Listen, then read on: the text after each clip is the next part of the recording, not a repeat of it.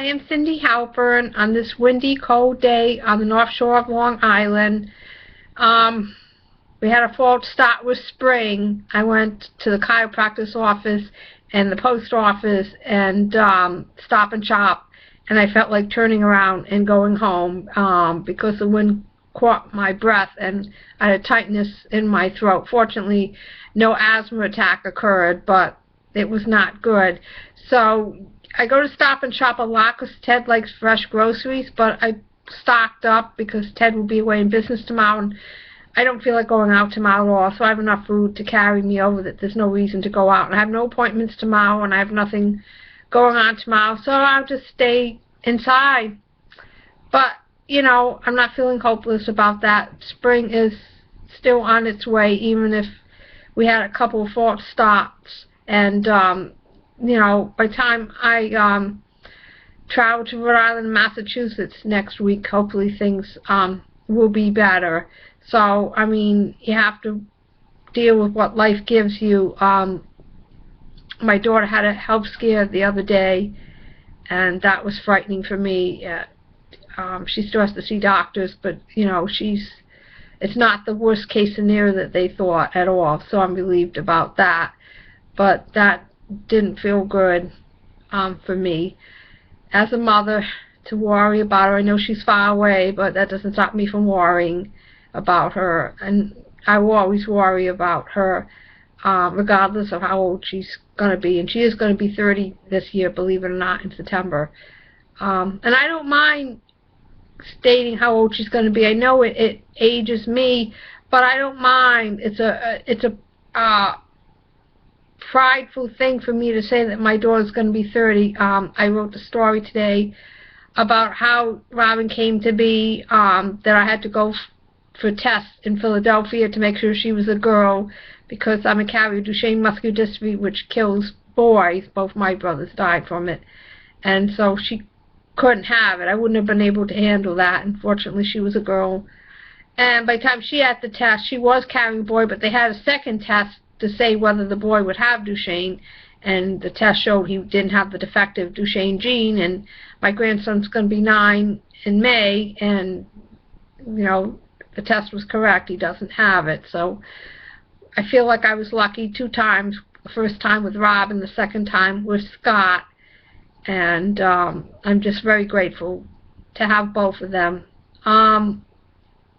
So I try to be grateful when I'm complaining, and try to realize that things could be worse. And my mother's second yahrzeit coming up, and I was going to be at the grave site on the actual yahrzeit, but I can't because I have a doctor's appointment, so I might go to Temple the following day when her name will be read and honor her that way. I just gave a yahrzeit donation. I really can't afford to give these donations anymore to the Temple.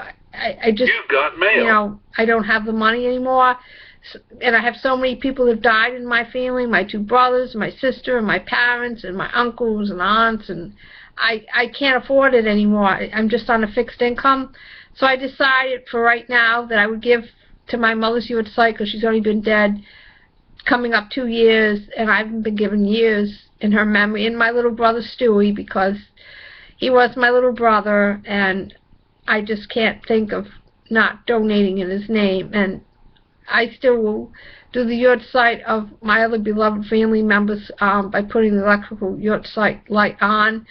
But I can't give donations for like 10 people. I just don't have the means anymore. I gave years and years, and it's just a sad thing to come to, but I can't afford it anymore. And my mom always said, you have to think of the living first and the dead second. And so just doing mitzvahs in their memory, being helpful in other things, that's the best I can do. So I'm trying to come to terms with my new finances. You know, I sold the house 7 years ago, and that's it. I ran through the money. That's how it goes when I'm divorced and I don't have a second income, and you know, I had to rent apartments, and I did various things, went on a lot of trips, And I went through my money. So that's the reality of it, that I have to change how I do things, and not buy everything on a whim, and think about whether I do need it or if I don't. And as it turned out, I had to buy a few pieces of clothes because I had things that wore out. And so I had to replace them. I mean, socks you have to replace.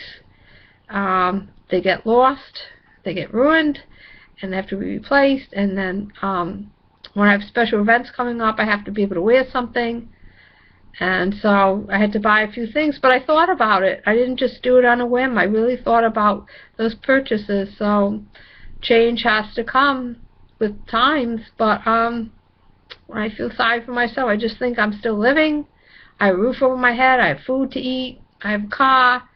I have very good friends, and my daughter and grandson, and you just have to learn to be grateful for what you have and just make do with what you don't have. And that's the way life has to go. So that's the way I have to roll. I'd rather have a lot of money still, but I don't, and my mom's not here to help anymore, and that's it. She was my safety net, so I just have to make good decisions and hope for the best.